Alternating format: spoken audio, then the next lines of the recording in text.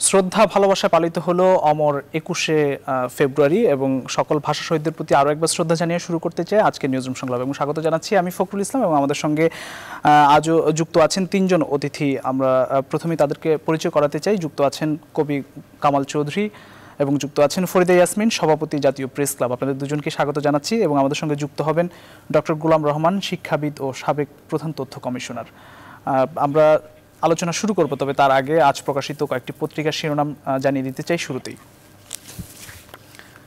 প্রথমে বাংলাদেশ প্রতিদিন আজ প্রধান শিরোনাম করেছে মহামারীর মতো বাড়ছে আত্মহত্যা, সব বয়সী মানুষের মধ্যে বেড়েছে প্রবণতা, বিষণ্ণতা, নানামুখী বৈষম্য ও প্রতারণা অন্যতম কারণ।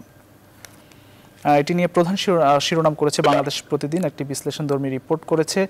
এছাড়া আরও একটি প্রধান শিরোনাম রয়েছে শ্রদ্ধা ভালোবাসায় পালিত হলো অমর 21, ভাষার বৈচিত্র্য ধরে রাখতে হবে বলেছেন প্রধানমন্ত্রী। ভাষা আন্দোলনে বঙ্গবন্ধুর ভূমিকা অনেক বড় বলেছেন তথ্যমন্ত্রী। এবং প্রধান বিচারপতির একটি রয়েছে, অচিরেই সব রায় বাংলায় বলেছেন প্রধান বিচারপতি সৈয়দ মাহমুদ হোসেন। এটি ছিল বাংলাদেশ প্রতিদিনের প্রধান শিরোনাম। আমরা কালের কণ্ঠ আজ শিরোনাম করেছে অনিয়ম অবহেলার চক্করে প্রযুক্তিতে বাংলার বিশ্বায়ন। এটি নিয়ে প্রধান শিরোনাম করেছে এবং বিদেশ যেতে পারবেন না স্বেচ্ছায় ঋণ খেলাপিরা। আরও একটি শিরোনাম করেছে এবং অমর 21 নিয়ে আরও শিরোনাম করেছে শ্রদ্ধা ভালোবাসায় ভাষা শহীদদের স্মরণ, করোনার ভয় জয় করে শহীদ মিনারে জনস্রোত। বিশ্বে হারিয়ে যাওয়া ভাষাগুলো সংরক্ষণ দরকার বলেছেন প্রধানমন্ত্রী। ছিল কালের কণ্ঠের শিরোনাম। ডেইলি সান শিরোনাম করেছে timely vaccination in Bangladesh, another success of Sheikh Hasina. এটি নিয়ে প্রধান শিরোনাম করেছে এবং অমর 21 নিয়ে আরও একটি শিরোনাম তারা করেছে। তো আমরা আলোচনায় ফিরতে চাই। আমাদের সঙ্গে দুজন অতিথি ইতিমধ্যে যুক্ত হয়েছেন। আমরা একটু যেতে চাই কবি কামাল চৌধুরী, আপনাকে দিয়ে শুরু করতে চাই। মহান মাতৃভাষা দিবস পালিত হলো আজ। আমাদের অনেকগুলো আঞ্চলিক ভাষা ইতিমধ্যে আমরা হারিয়ে যেতে বসতে দেখছি।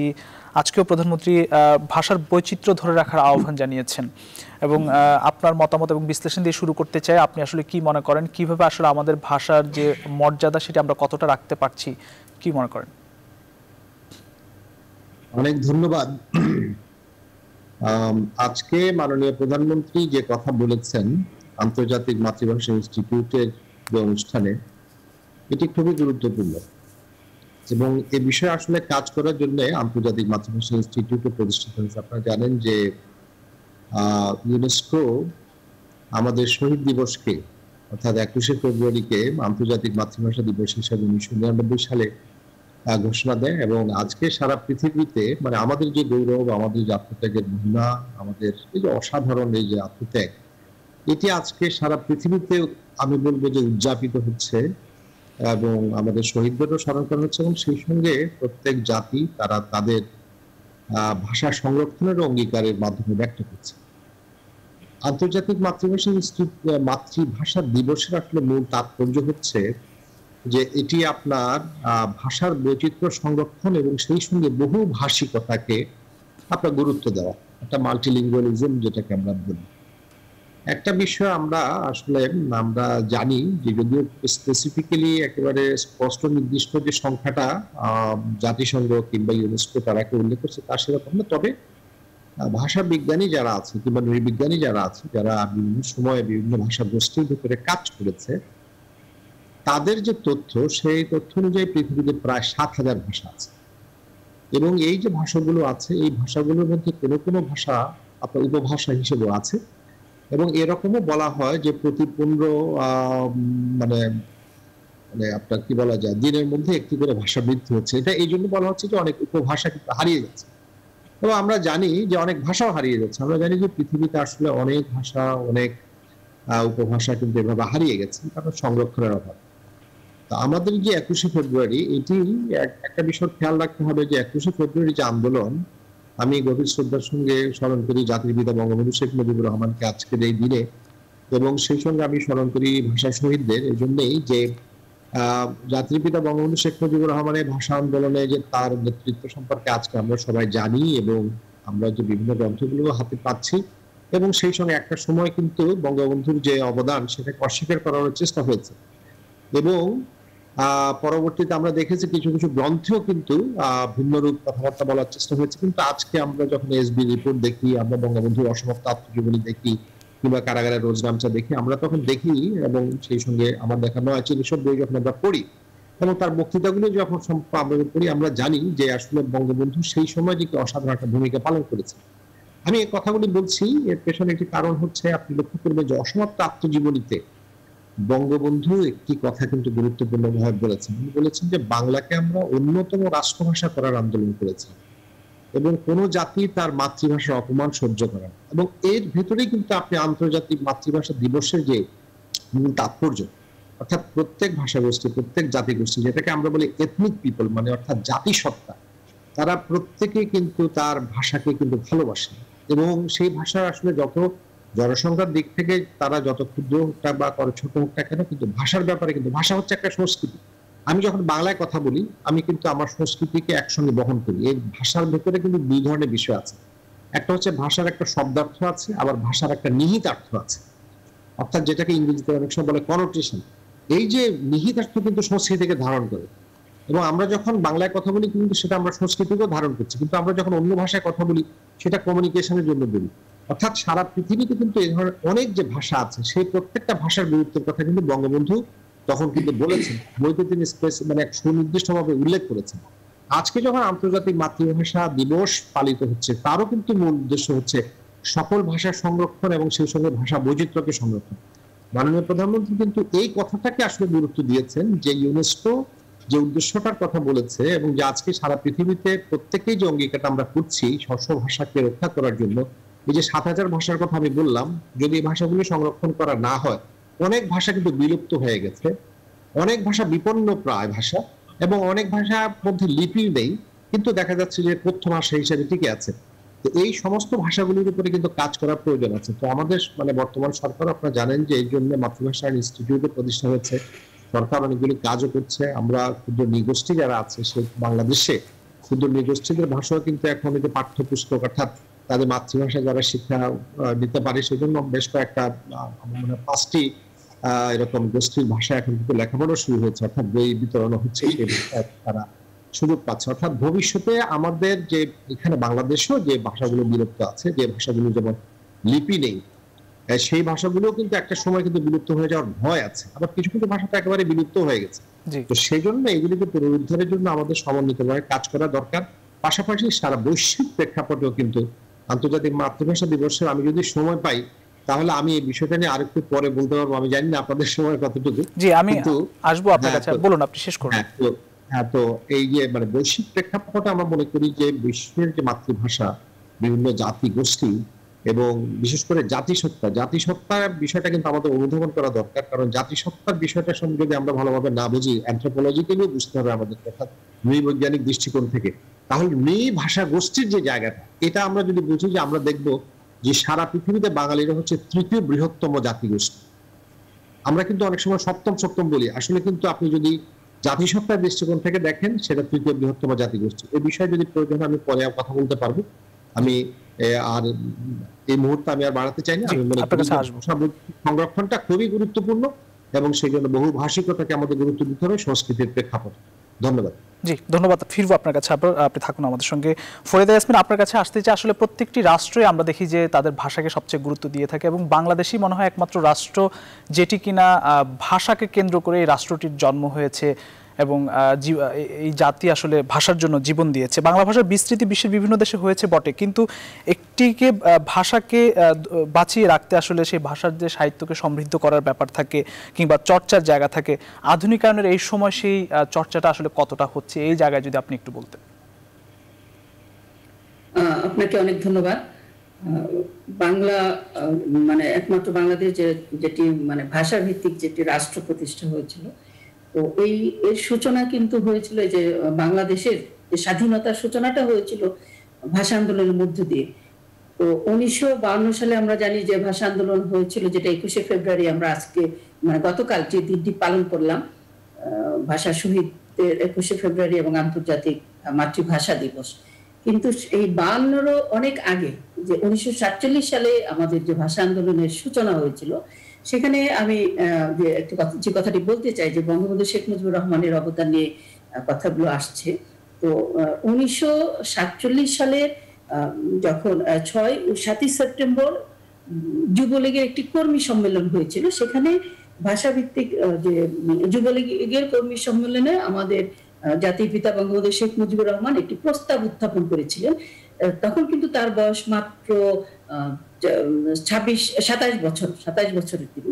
সেখানে এই সম্মেলনে যে ভাষাভিত্তিক যে প্রস্তাবটা ছিল, সেটাতে কি ছিল আপনারা জানেন যে বিশিষ্ট ভাষা সংগ্রামী গাজীউল হক তিনি তার বইয়ে লিখেছেন এক কোট, যে পূর্ব পাকিস্তান কর্মী সম্মেলন প্রস্তাব করিতেছে যে বাংলা ভাষাকে পূর্ব পাকিস্তানের লিখার বাহন ও আইন আদালতের ভাষা করা হোক।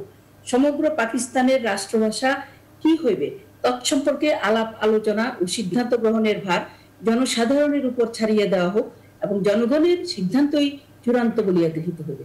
এটা দেখেন 1947 সালের কথা। তখনও বঙ্গবন্ধু আমাদের বঙ্গবন্ধু হয়ে ওঠেননি, তিনি খুবই তরুণ একজন নেতা।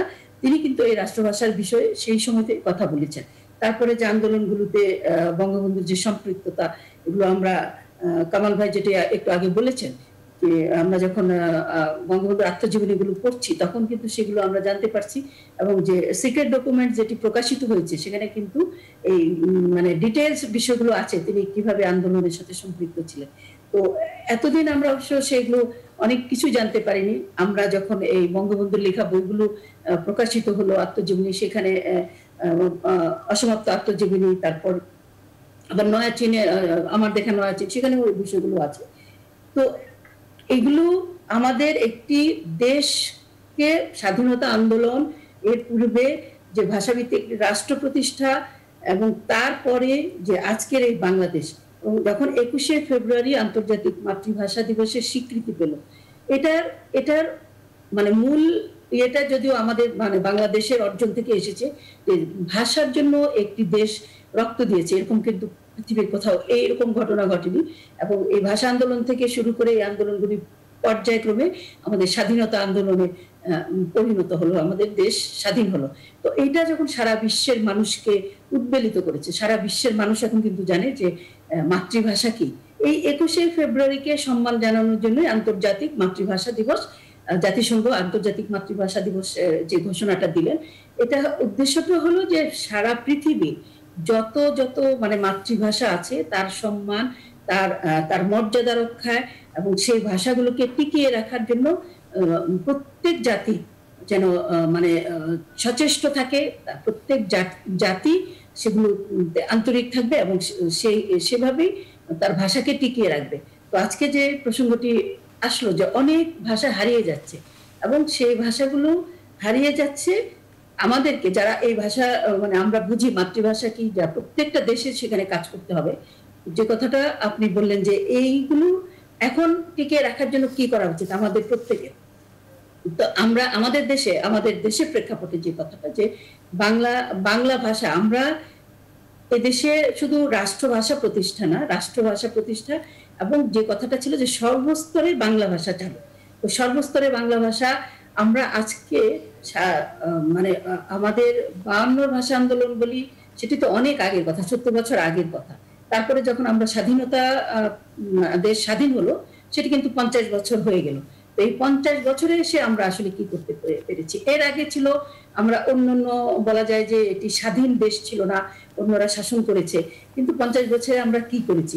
এখন কিন্তু আমরা সব জায়গায় বাংলা ভাষা চালু করতে পারিনি।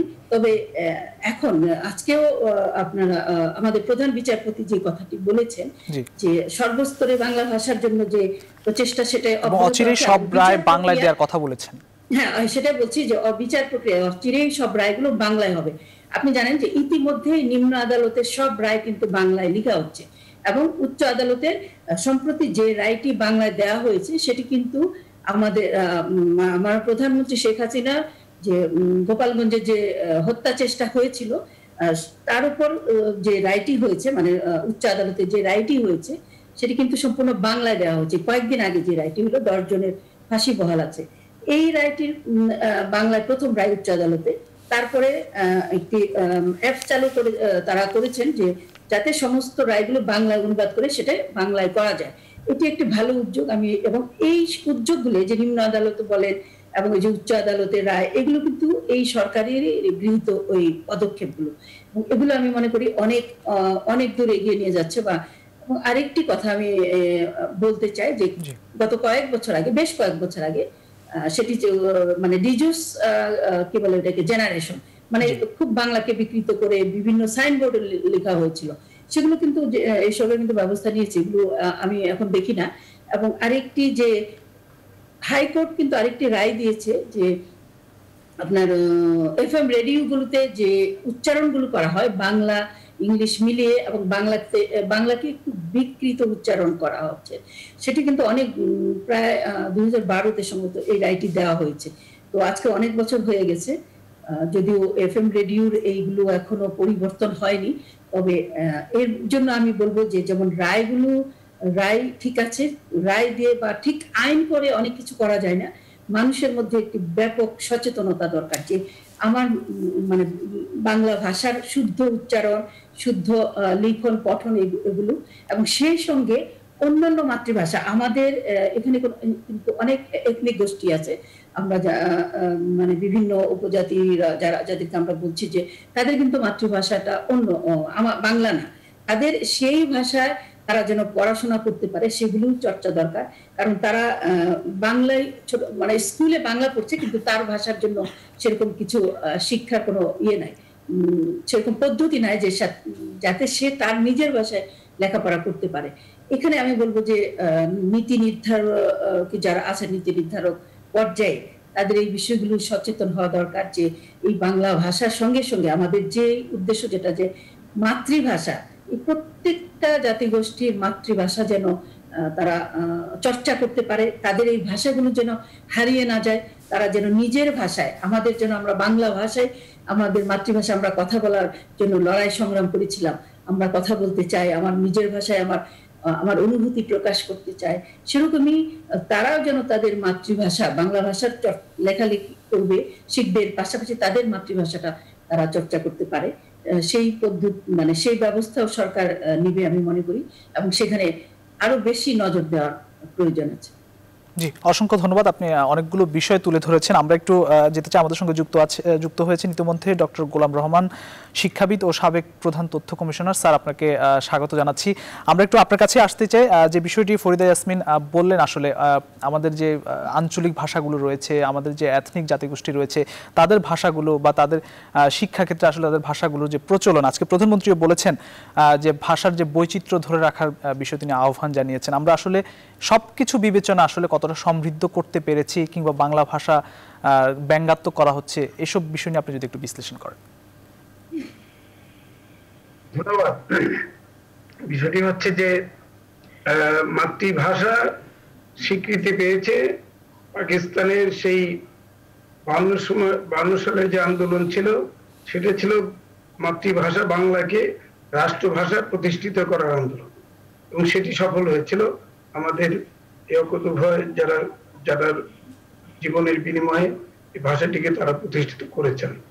সেখানে এই তারপরে দীর্ঘ সময় পেরিয়েছে, আমরা দেখেছি যে ওই 52 সনের পর থেকেই এই সর্বস্তরে বাংলা ভাষা চালু করার যে প্রচেষ্টা এবং এটা নিয়ে যে আলোচনা, এটা সবসময় হচ্ছে, এটা আজকে নতুন হচ্ছে তা নয়, এই আলোচনাটি দীর্ঘকাল থেকেই হয়ে আসছে, এবং দেখা যায় যে ফেব্রুয়ারি মাস আসলে এই আলোচনাটি একটু গতি পায়, তারপর তার নিজস্ব গতিতে চলতে থাকে।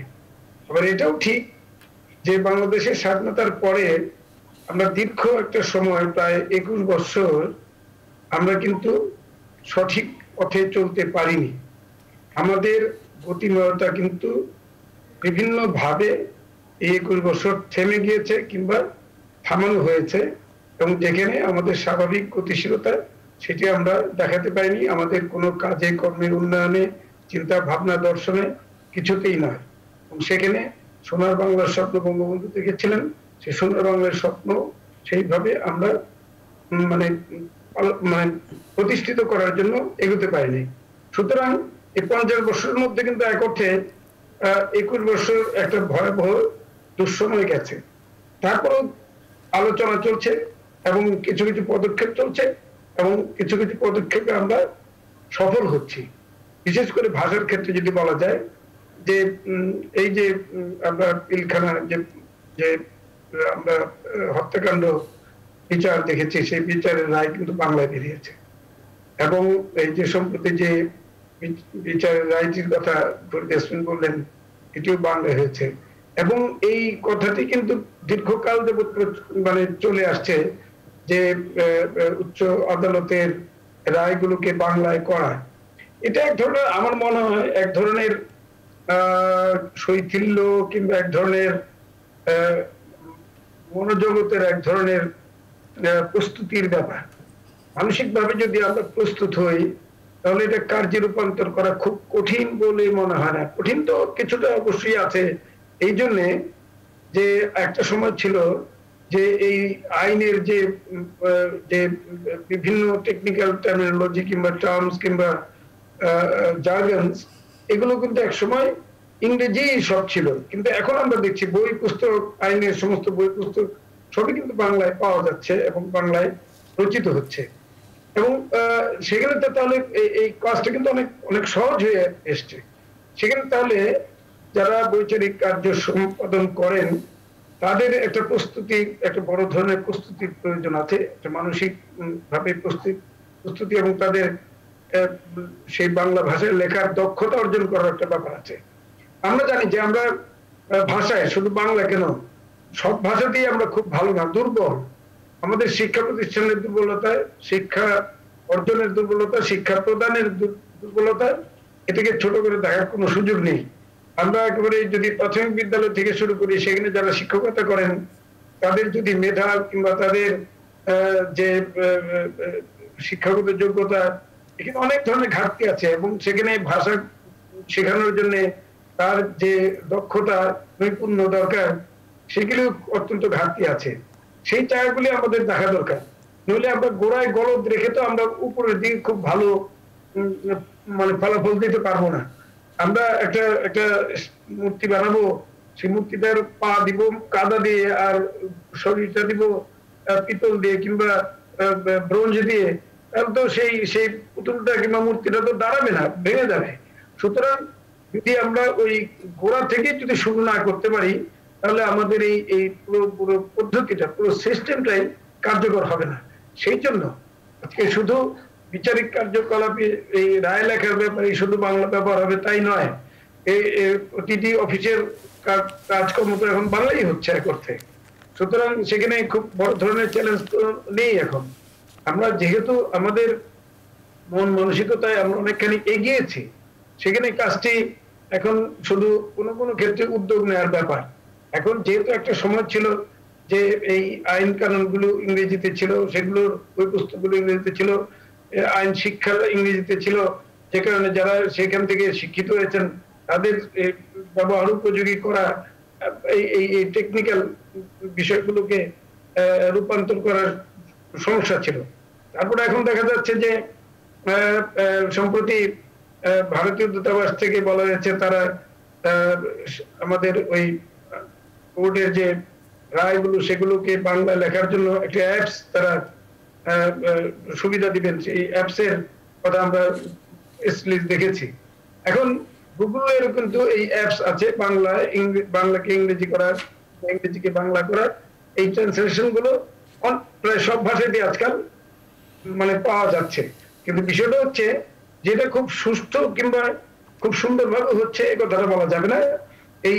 এই অনুবাদ কিংবা এই ভাষান্তর এগুলো অনেক মানে ত্রুটি যুক্ত হচ্ছে এবং সেগুলোকে দেখার জন্য অনেক পর্যবেক্ষণ, অনেক বেশি নজর দেওয়ার প্রয়োজন আছে।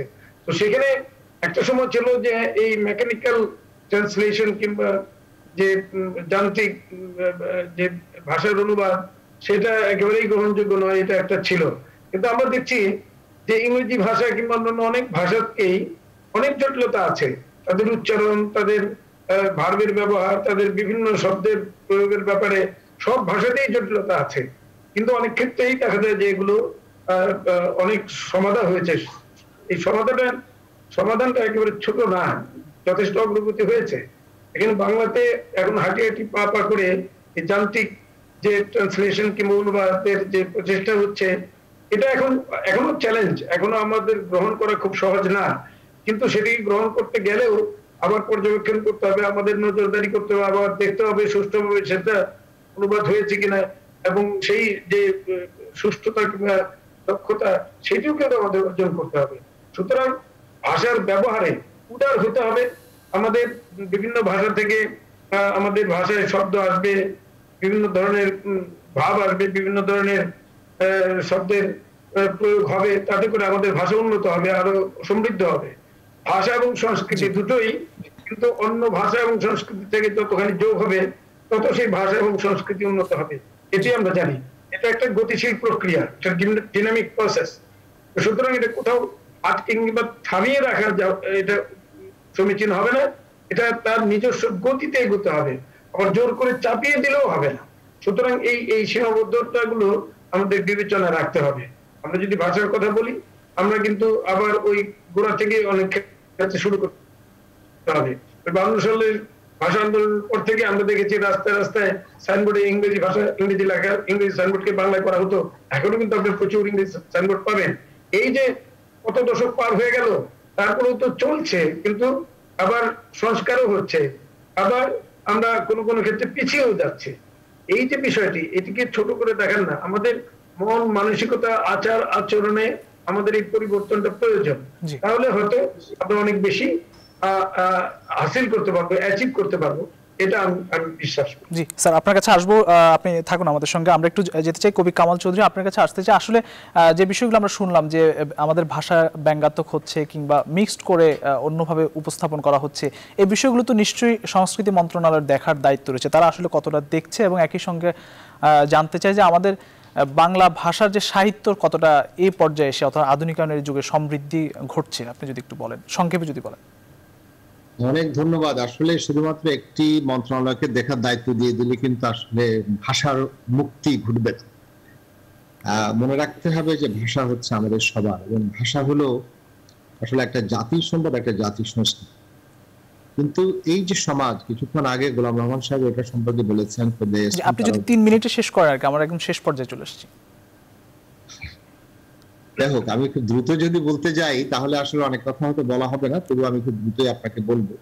সেটি হচ্ছে যে ভাষা, এই বিশ্বায়িত সমাজে আপনার ভাষাকে টিকিয়ে রাখতে হলে, ভাষার স্বকীয়তাকে টিকিয়ে রাখতে হলে, ভাষা সংরক্ষণ করতে গেলে আপনার আজকের দিনে যে আমরা যে মন মানসিকতাকে বহন করি, অর্থাৎ ঔপনিবেশিকতা কিন্তু চলে গেছে, কিন্তু আমাদের মনোজগতের ভিতরে কিন্তু ঔপনিবেশিকতা আছে, যেটা গোলাম রহমান সাহেব কিছুক্ষণ আগে এটা সম্পর্কে বলেছেন। এবং দেখা যাচ্ছে যে আমরা এক ধরনের হীনমন্যতা ভুগি, এবং এই যে হীনমন্যতার যে কাজটি, এটি কিন্তু যে আজকে হচ্ছে ব্যাপারটা তা নয়, এটা কিন্তু হচ্ছে আব্দুল হাকিমের কবিতার ভেতরে আছে, যে সবে বঙ্গের জন্য হিংসে বঙ্গবাণী, সেসব কাহার জন্ম বলে তিনি কবিতাও লিখেছেন। তো এখনো আমরা দেখি যে আসলে বাংলা ভাষাকে অনেক জায়গায় মনে করা হয় যে আমি যদি একটু ভিন্ন ভাষায় কথা বলি তাহলে বোধ আমার বোধহয় আমি খুবই সপ্রতিভ একজন মানুষ হিসেবে বোধহয় পরিগণিত হবো। এই ধরনের কিন্তু আপনার বাংলা না জানাটা হচ্ছে আপনার মনে করে এটাকে দুর্বলতা কেউ মনে করে না, কিন্তু অন্য একটি ভাষা বা অন্য কোনো ভাষাকে না জানাটাকে দুর্বলতা মনে করে। এই মানসিকতা থেকে প্রথমত আমাদেরকে একটু বের হয়ে আসতে হবে। দ্বিতীয়ত হচ্ছে যে আসলে ভাষার সঙ্গে, যেমন বঙ্গবন্ধু এই কথাটা এসেছে, বঙ্গবন্ধু কিন্তু লক্ষ্য করবেন যে ভাষাকে কিন্তু তিনি সম্পৃক্ত করেছিলেন, ভাষাকে সক্ষমতার সঙ্গে সম্পৃক্ত করেছিলেন, ভাষাকে আপনার বৈষম্যের বিরুদ্ধে লড়াইয়ের সঙ্গে সম্পৃক্ত করেছেন। এইসব জায়গাগুলি কিন্তু আপনার খেয়াল করতে হবে যে আপনি যদি ভাষাকে রক্ষা করতে হয় তাহলে ভাষা কিন্তু বেঁচে থাকে শিল্প, সাহিত্য, সংস্কৃতির ভেতরেই। একটা সময় জাতিসংঘ এসপারান্তো নামে একটা ভাষা তৈরি করার চেষ্টা করেছিল, কিন্তু সেই পৃথিবীতে সেই ভাষাটা কিন্তু টিকে থাকেনি, কারণ সেই ভাষা কিন্তু যে জনগোষ্ঠী, যেমন কিছুক্ষণ আগে এথনিসিটির কথাটা বলা হচ্ছে, বাঙালিও কিন্তু এথনিক পিপল। অনেকে কিন্তু এই বিষয়টা ভালোভাবে অনেকে মনে করে যে আমাদের দেশে যারা ক্ষুদ্র জনগোষ্ঠী আছে তাদেরকে অনেকে এথনিক পিপল বলে। এটি কিন্তু আসলে এটা একটা ভুল ধারণা। এথনিসিটি হচ্ছে একটা জাতিসত্তা, বা জাতিসত্তার যে বিষয়টি সেটা প্রত্যেক জাতিরই আছে। এখন এই জাতিসত্তার যে মৌলিক বৈশিষ্ট্যগুলো সেগুলো রক্ষা করতে হলে কিন্তু আপনাকে চর্চা করতে হবে ভাষাকে চর্চা করতে হবে। ভাষা একটা বহমান একটা বিষয়, একটা গতিশীল বিষয়, এবং সেটাকে অগ্রসর হবে। সেই ভাষা অনেক কিছুকে গ্রহণ করবে এবং অনেক কিছুকে বর্জন করবে। এর মাধ্যমে কিন্তু ভাষার মূল শুদ্ধ রূপটা কিন্তু বজায় রাখতে হবে। এই জায়গাটাতে কিন্তু আসছে। আমরা অফিস আদালতে আমরা আমাদের যেমন আমরা অনেকটা অগ্রসর ইতিমধ্যে হয়েছি। অফিস আদালতে কিন্তু বাংলা চর্চা হচ্ছে, আদালতগুলোতে এখন রায় বাংলা লেখা শুরু হয়েছে। এটা খুবই আনন্দের বিষয় যে আপনারা জানেন এই নিয়ে কথা হয়েছে, আমি এটা বাড়াতেও চাই না। এবং আমাদের কিন্তু তারপরে আমাদের মানসিকতার ভিতরে আপনারা যখন রাস্তায় ঘাটে দেখবেন যে ইংরেজিতে সাইনবোর্ড লাগানো হচ্ছে, এটা কিন্তু একটা মানসিকতা। একটু খুব ভালোভাবে ইংরেজি একটু লিখে দিলে আমাদের লোকজন অনেকে মনে করছে যে এখানে গেলে বোধহয় আমি খুব ভালো কিছু পাবো। এই মানসিকতা থেকে প্রথমত বের হওয়ার জন্য কিন্তু আমাদের সচেতন করার একটা বিষয় আছে। এবং পাশাপাশি আমাদের যে প্রতিষ্ঠানগুলো শেষ করছি, বাংলা ভাষা কোর্স আছে আমাদের, এটা জনপ্রশাসন মন্ত্রণালয়ের অধীনে, অর্থাৎ প্রত্যেকটা মন্ত্রণালয়, তথ্য মন্ত্রণালয় বলুন, সকল মন্ত্রণালয় কিন্তু বাংলা ভাষা কাজ করছে। আমাদের বাংলা একাডেমি আছে। বাংলা একাডেমি হচ্ছে সংস্কৃতি বিষয়ক মন্ত্রণালয়ের সঙ্গে যেহেতু সম্পর্কিত, আপনি হয়তো সেই জন্য বলেছেন, কিন্তু আমাদের আন্তর্জাতিক মাতৃভাষা ইনস্টিটিউট হচ্ছে শিক্ষা মন্ত্রণালয়ের সম্পৃক্ত। অতএব এটি হচ্ছে যে আসলে একটা আপনি এটাকে দেখতে হবে ব্যাপকভাবে, ব্যাপক অর্থে, কোনো সংকীর্ণ অর্থে নয়, এবং যাতে করে আমরা সবাই মিলে সমন্বিতভাবে শুদ্ধভাবে বাংলা ভাষার যে চর্চাটা করতে পারি। তা না হলে কিন্তু আপনি মনে করেন যে আমি একটু পরিভাষার আমি একটা অনুবাদ করছি, কিন্তু অনুবাদটা দেখা যাচ্ছে যে আমি সেই সম্পর্কে শেষ পর্যায়ে চলে এসেছি, আপনি যদি শেষ করেন এক কথায়। সেই জন্য আপনাকে সেই বিষয় সম্পর্কে অভিজ্ঞতা থাকতে হবে। অর্থাৎ সেই জন্য আমাদের যে প্রতিষ্ঠানগুলো তাদের বাংলা ভাষার চর্চার যে জায়গাটা, সেই জায়গাটাতে আরো বেশি আমি মনে করি জোর দিতে হবে, যাতে করে তারা সেরকম সক্ষম ব্যক্তিদের গড়ে তুলতে পারে। অনেক অপেক্ষা করছি, ভবিষ্যতে আরো হবে। আমরা একটু গোলাম রহমান স্যার আপনার কাছে আসতে চাই। আজকে বাংলাদেশ প্রতিদিন একটি প্রধান শিরোনাম দেখলাম, মহামারীর মতো বাড়ছে আত্মহত্যা, সব বয়সী মানুষের মধ্যে বেড়েছে প্রবণতা, বিষণ্ণতা, নানামুখী বৈষম্য ও প্রতারণা অন্যতম কারণ। আপনি যদি এই বিষয়ে একটু মন্তব্য করেন, আমাদের সময় একদম কম, 2 কিংবা 3 মিনিট আপনি যদি শেষ করেন আজকে বিষয়টি নিয়ে। এবং এই নিরসন নিশ্চয়ই দরকার, এ থেকে উত্তরণের দরকার। আমরা একটা সংকটের মধ্য দিয়ে যাচ্ছি, এটা তো একটা ভয়াবহ সংকট। এই করোনা কালীন সংকট, এটা তো খুব ছোট করে দেখার কোনো সুযোগ নেই। এখানে স্কুল কলেজ বিশ্ববিদ্যালয় সমস্ত বন্ধ, এবং যারা এই প্রজন্মের মানুষ তারা একেবারেই বদ্ধ একটা পরিবেশে, তাদের মন খুলে কথাবার্তার সুযোগ নেই, তাদের খেলাধুলার সুযোগ নেই, তাদের স্কুল কলেজে তাদের পিয়ার গ্রুপ যারা তাদের সহপাঠীদের সাথে মিলার সুযোগ নেই, এবং প্রতিটি মানুষ ঘরবন্দি। এই যে গৃহ অন্তরীণ হয়ে আছি আমরা, সবার জন্য তো একটা মানসিক চাপ, মনোজগতিক ধরনের চাপ। সুতরাং এখানে আত্মহত্যার ঝুঁকি বাড়বে, এটা খুব অস্বাভাবিক কিছু নয়। তবে হ্যাঁ, স্বাভাবিকভাবে আমরা পারিবারিক ভাবে, সামাজিক ভাবে কতটা আমরা এটাকে নজর দিতে পারি, কতটা এটা থেকে আমরা নিজেদেরকে মুক্ত রাখতে পারি, এটা আমাদের সবারই আমাদের প্রচেষ্টা করতে হবে। সামাজিক ভাবে সহনশীল হতে হবে, সামাজিক ভাবে পরের মত এগুলোকে অ্যাকোমোডেট করতে হবে। এবং শুধুমাত্র আমি আমার মতই সর্বশ্রেষ্ঠ মত, এই মতের সর্বশ্রেষ্ঠ, কিংবা আমি একজন তরুণ, আমি যা মনে করি এটাই শেষ কথা, এই মনোভাবের সুযোগ তো থাকা উচিত না। সুতরাং একটা গণতান্ত্রিক পরিবেশ যেমন দরকার, আমাদের একটা নিশ্চিতভাবে উন্নয়নমুখী যে একটা সংস্কৃতি বিদ্যমান আছে, এই উন্নয়নমুখী সংস্কৃতি বিদ্যমান রাখতে গেলে আমাদের স্বাভাবিকভাবে রাজনৈতিক, সামাজিক, অর্থনৈতিক এই উন্নয়নগুলিকেও আমাদের মানে আমাদের স্বীকার করতে হবে। শুধু উন্নয়ন বলে কিছু নেই। সেই জন্য আমার মনে হয় সার্বিকভাবে বিষয়টাকে বিবেচনা নিয়ে আসতে হবে, তাতে করে জনগোষ্ঠী কিন্তু অনেক বেশি উপকৃত হবে। সুতরাং জনগণকে সহায়তা করতে হবে, স্বাস্থ্য, শিক্ষা, সমস্ত বিষয় সবকিছুতেই তাকে নার্চার করা, কিংবা সেবা দেওয়া, কিংবা তাকে সুবিধা দেওয়া, কিংবা সাপোর্ট করা, এগুলো করতে হবে। এখন রাষ্ট্র তো কিছুটা করবে অবশ্যই, কিন্তু সবকিছু তো রাষ্ট্র করে দিবে না। আমাদের পরিবার, আমাদের সমাজ, এই সবকিছুতে আমাদের লক্ষ্য করতে হবে। সেই জন্য আমি মনে করি যে আমাদের আজকে এই আন্তর্জাতিক মাতৃভাষা দিবসে, আমার 21শে ফেব্রুয়ারি যে আমাদের যে স্পিরিট কিংবা চেতনা, সেটা সব জায়গায় সর্বত্র আমরা প্রয়োগ করতে পারবো। একটা দুর্নীতি হ্রাস করে আমাদের সমাজ এগিয়ে যাবে। আমি কামনা করব যে আমাদের দেশ যেভাবে এগুচ্ছে, আরো গতিশীল হয়ে আরো উন্নত একটা সমাজ ব্যবস্থা আমরা এগোবো, এই কামনা করে আমি শেষ করতে চাই। অসংখ্য ধন্যবাদ। আমরা একটু একদম ফরিদা ইয়াসমিন আপনার মন্তব্য দিয়ে শেষ করতে চাই। আমরা আজকে বেশ কয়েকদিন ধরে দেখছি যে রাজধানীর বাহিরে যে বিশ্ববিদ্যালয়গুলো রয়েছে সেখানে আসলে হল খোলার দাবিতে উত্তপ্ত হয়ে উঠছে, আন্দোলন চলছে, আবার ছাত্রদের উপরও হামলার ঘটনা আমরা দেখেছি। এর নিরসনে আপনার মন্তব্য জানতে চাই। একই সঙ্গে নোয়াখালীতে গতকাল আমরা দেখেছি যে দুটি রাজনৈতিক গ্রুপের সংঘর্ষে একজন সাংবাদিক নিহত হয়েছেন। এই বিষয়টি নিয়ে যদি একটু মন্তব্য করেন সংক্ষেপে, আমরা একটু 2.5 মিনিট সময় আছে আর কি। কিন্তু আপনার সময় আমি শেষটা দিয়ে শুরু করছি যে নোয়াখালীতে একজন সাংবাদিক নিহত হলেন গুলিতে, কিংবা দুই গ্রুপের সংঘর্ষের ফলে তিনি গুলিবিদ্ধ হয়েছেন। তো কথাটা হলো যে তিনি যে গুলিবিদ্ধ হয়েছেন, এখানে গুলি কোথা থেকে আসলো? এখন কি সবার জনগণের হাতে কি অস্ত্র আছে? কার হাতে অস্ত্র? তাহলে এরা কারা? এখন এটা রাষ্ট্রের দায়িত্ব এটা বের করা, যে কোনো সাংবাদিক তিনি তার দায়িত্ব পালন করতে নিশ্চয়ই সেখানে গিয়েছিলেন, তিনি তার দায়িত্ব পালন করতে গিয়ে নিহত হয়েছেন। আমি এর তীব্র নিন্দা জানাই এবং এর বিচার দাবি করি এবং এর ঘটনার সুষ্ঠু তদন্ত করে দোষী কারা তা খুঁজে বের করার জন্য রাষ্ট্রের কাছে দাবি জানাচ্ছি। আর যে হল খোলার ব্যাপারে আমি বলবো, একটু আগে যেটা গোলাম রহমান স্যার বললেন যে ছাত্ররা এখন যারা মানে এই করোনাকালীন সময়ে সবাই ঘরে আবদ্ধ, তাদের মানসিক অবস্থা কি আমরা জানি না। এটা একটা কিন্তু এই যে আত্মহত্যার ঘটনাগুলো আমরা দেখছি, এগুলো কিন্তু অনেক কারণ হতে পারে, বিশেষ করে এই সময়ে। এখন আমার মনে হয় বিশ্ববিদ্যালয়গুলো কিভাবে খুলবে তাদের চিন্তা করা উচিত। শিক্ষা প্রতিষ্ঠানগুলোকে খুলে দেওয়া বা ছাত্রছাত্রীরা যাতে পড়াশোনা করতে পারে, তারা যাতে স্বাভাবিক জীবন ফিরে পায়। কারণ ঘরে বন্দি থাকা, আমরা কিন্তু এতদিন পরে এসে করোনার যে সংকট শুরুতে আমরা দেখেছিলাম, তারপর এতদিন পরে এসে আমরা জেনেছি যে শুধু মানে ঘরে আবদ্ধ থাকলে সমাধান হবে না। আপনি মাস্ক পরেন, আপনি সচেতন থাকেন, আপনি কিভাবে নিজেকে সুরক্ষিত রাখবেন তার অনেকগুলো পথ আছে। ইতিমধ্যে আমরা জানি যে ভ্যাকসিন চলে এসেছে। এবং আরেকটি কথা আপনার এই অনুষ্ঠানের মাধ্যমে আমি বলতে চাই যে উন্নত দেশগুলো যেখানে এখনো ভ্যাকসিন সবার জন্য নিশ্চিত হয়নি, আমাদের বাংলাদেশে মাননীয় প্রধানমন্ত্রী শেখ হাসিনার উদ্যোগে সাধারণ মানুষ থেকে উচ্চ পর্যায়ে মানে যার প্রয়োজন, মানে বয়স ভিত্তিক বা যারা ফ্রন্ট লাইনের হিসেবে আছেন তাদের অগ্রাধিকার ভিত্তিতে কিন্তু সবাই টিকা পাচ্ছেন। এটি কিন্তু আমি বলবো যে রাষ্ট্র ব্যবস্থার আমাদের বর্তমান যে সরকার এবং মাননীয় প্রধানমন্ত্রীর যে উদ্যোগ, এটি একটি অনন্য, একটি অসাধারণ একটি সাফল্য, এটি বলতেই হয়। আর সেই সঙ্গে আমি বলবো যে তাল মিলিয়ে আমাদের অন্যান্য মন্ত্রণালয়গুলোকে কাজ করতে হবে।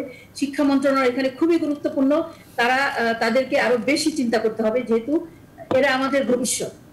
এই তরুণ সমাজের জীবন আমাদেরকে ভাবতে হবে। তাদের শিক্ষায় তারা পিছিয়ে যাচ্ছে, তারা মানসিক ভাবে অসুস্থ হয়ে যাচ্ছে।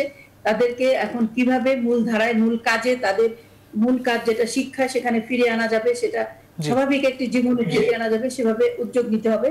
আর এই সবগুলো আমি মনে করি এখন আমাদের দেশ সবসময় স্বাভাবিক, প্রথম থেকে মোটামুটি একটি স্বাভাবিক পর্যায়ে ছিল, শুধু শিক্ষা ব্যবস্থা বাদ দিয়ে।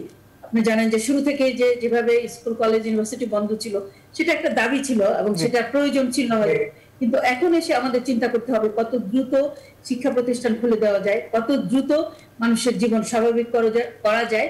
এবং আরেকটি কথা, যদি মানসিক স্বাস্থ্যের ব্যাপারে বাংলাদেশ সবসময় উদাসীন। আমরা যতটা আমাদের অন্যান্য স্বাস্থ্য নিয়ে চিন্তা করি, শারীরিক স্বাস্থ্য নিয়ে, কিন্তু মানসিক স্বাস্থ্য ব্যাপারটা না পরিবার থেকে, না সমাজ থেকে, না রাষ্ট্র থেকে গুরুত্ব দেওয়া হয়। এখানে আমাদের অনেক বেশি গুরুত্ব দিতে হবে। আজকে যে আত্মহত্যার সংখ্যা, এটা কিন্তু কোভিড-19 আক্রান্ত হয়ে এত লোক মারা যায়নি, যেখানে মহামারী, যেখানে আমরা সবাই উদ্বিগ্ন, কিন্তু আজকে যে একটা পরিসংখ্যান বের হলো যে এতগুলো মানুষ মারা গেল, মানে আত্মহত্যা করলো, এটার কারণ খতিয়ে দেখতে হবে এবং মানসিক স্বাস্থ্যের ব্যাপারে আমাদের প্রত্যেকের নজর দিতে হবে। জি, অসংখ্য ধন্যবাদ আমাদের সঙ্গে যুক্ত থাকার জন্য ফরিদা ইয়াসমিন এবং ডক্টর গোলাম রহমান। একই সঙ্গে যুক্ত ছিলেন কবি কামাল চৌধুরী। আপনাদের তিনজনকে ধন্যবাদ জানাচ্ছি। প্রিয় দর্শক, নিউজরুম সংলাপ আজ এই পর্যন্ত। একই সময় আগামীকাল আবারও দেখা হবে। ততক্ষণ পর্যন্ত ভালো থাকবেন, সুস্থ থাকবেন। শুভরাত্রি।